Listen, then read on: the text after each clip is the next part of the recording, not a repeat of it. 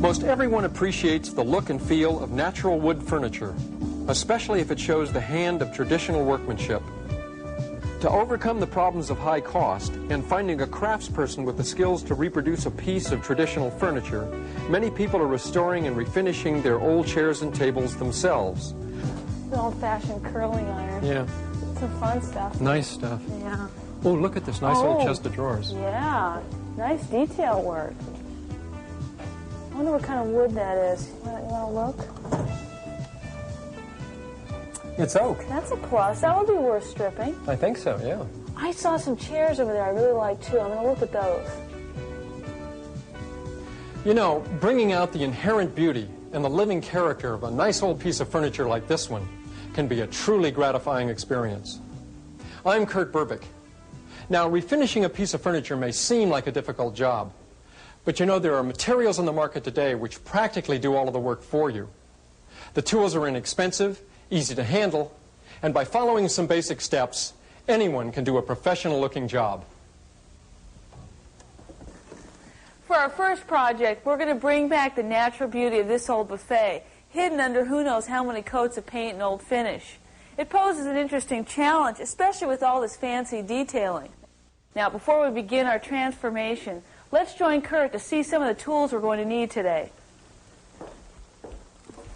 For stripping and refinishing the furniture, we're going to be working with tools that are pretty much standby in most households. A couple of old paintbrushes, a paint scraper, a couple of plastic buckets, a putty knife, some sandpaper, screwdrivers, a wood carver's chisel, a natural bristle brush for applying stain in the sealer, paper towels, tack cloth, canvas and plastic drop cloths, a shop vacuum, an old waste container like a cardboard box, an orbital sander. We'll also need a squeegee, a pair of durable stripping gloves, safety goggles, and a toothbrush with brass bristles. And we'll be showing you how to use this later in the show. I can hardly wait. When working with chemical strippers anywhere, you want to be sure to protect your floors. Even concrete can stain. Under the drop cloth, we've covered the floor with a layer of plastic. We've elevated the feet slightly above the floor. This makes them easier to work on and keeps them clear of a lot of the mess.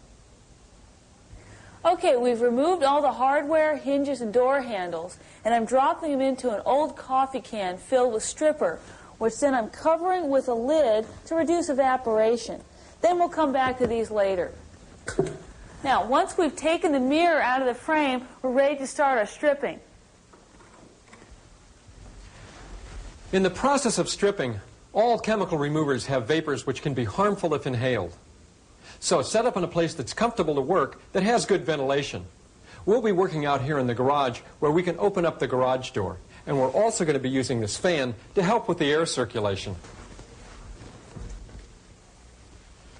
To make this job more manageable, we'll be stripping the doors, drawers, and mirror assembly separately.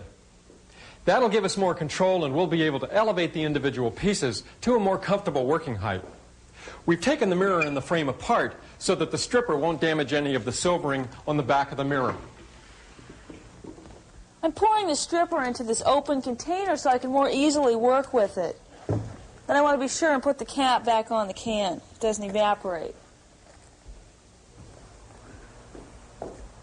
You don't need anything fancy to apply the stripper. I'm using an old brush with natural bristles. The natural bristles don't have a tendency to melt away like some synthetic brushes can.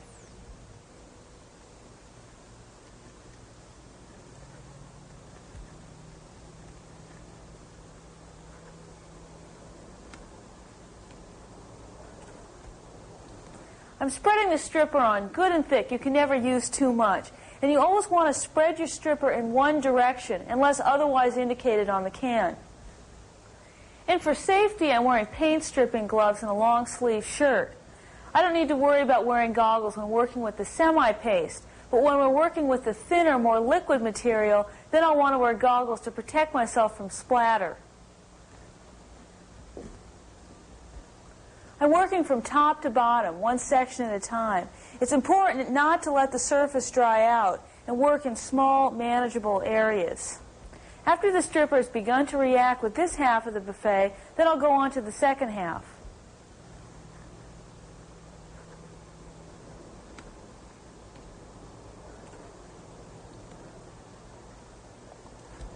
Most strippers today have a semi-paste or a liquid consistency. We're starting with a non-flammable semi-paste stripper that has a methylene chloride base. Methylene chloride is a premium agent in most paint and varnish removers. And after we've removed 95% of this paint using this semi-paste, we'll follow up with a thin, non-flammable liquid.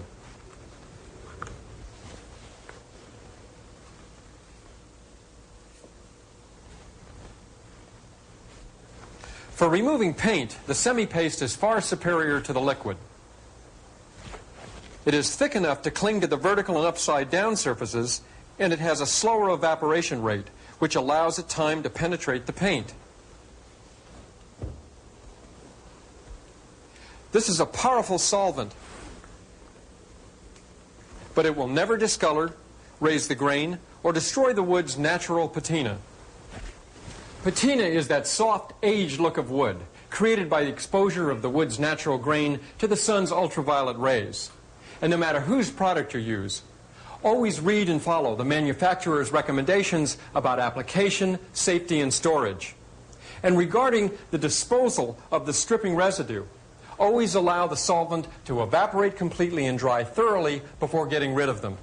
Well, Avian, how's it going? Great. It's raised great. This is one phase of the operation where patience is very important in the way it affects the ease and quality of the workmanship. Depending on the kind of stripper and the number of layers of paint you want to remove, it should take from 5 to 20 minutes before you're ready to start scraping. But with a little experimenting, you'll know how long you have to wait by just looking at the surface. The stripper's been cooking for about 5 minutes. Look how it bubbles. It's coming off almost effortlessly. Now, you always want to let the stripper do the work for you. After all, that's why you're using it. The optimum temperature for working with stripper is between 60 and 75 degrees. Look at how it is softening and lifting the paint right off the wood. Now, there's no need to laboriously chisel it off. Any direct pressure can scrape or gouge the wood you're trying to preserve.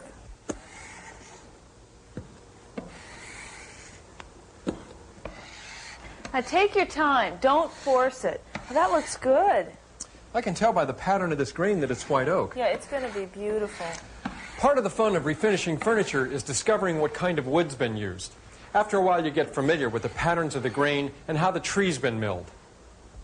Stripping is a messy job, so we try to keep the work area clean by having a cardboard box around to consolidate the residue. Well, now that Avian's got 95% of the paint scraped off this top, we can move on to a liquid stripper.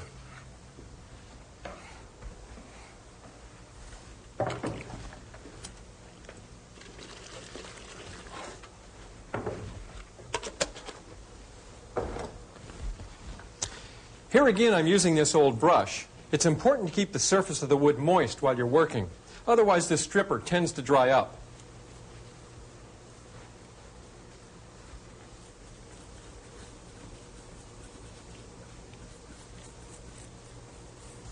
If you use the semi-paste one day to remove the paint and come back the next day with a liquid stripper, you'll find that the paint in the corners and the joints has had time to harden, and you will have that much more to do over again.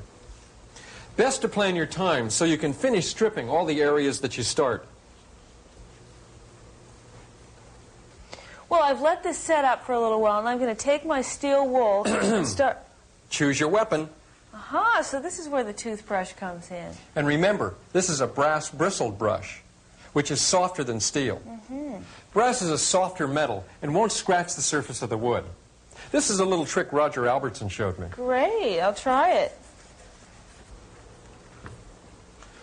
Always keep the surface of the wood and the bristles wet with liquid stripper. Not only does it get into the corners, but the bristles don't get caught in the wood like steel wool. And you can work a lot faster and with greater ease and less expense. See how it works the paint out of the carvings.